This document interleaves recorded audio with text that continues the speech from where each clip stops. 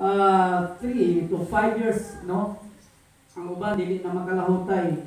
They were not just overcome for the circumstances that comes in their lives. No? Nga lang, mga usahay ng mga nagkakaitabo sa kinabuhi. But brothers and sisters in the Lord, this is what God planned for us, no? Kay nasayod ko, kay ang gingon sa Ginoo, dili pa ni siya wali.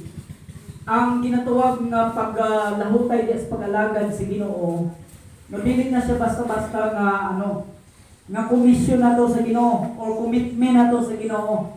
Kung baga lunod patay na siya no?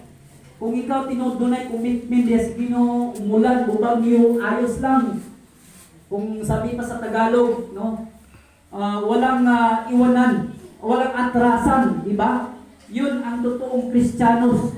Yun ang totoong buhay ng Kristiyanos na nagmalasakit diyan sa gawain ng Panginoon at diyan sa pagsunod sa ating Panginoong Diyos na buhay.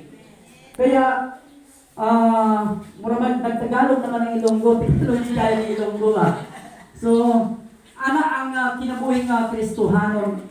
So, gaminang buntag, actually, kaning invitation ni Pastor Rico 2 weeks ago na, wala po na ako siya gitanggihan.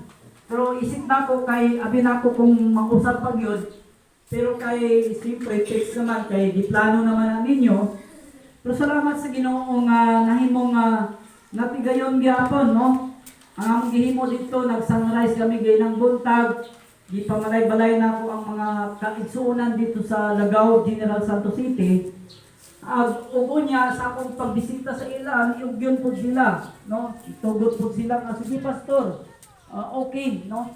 Kay try na itong pagsimbag sayo sa buntag, kay usahay na anad na tagsigig kalit ba?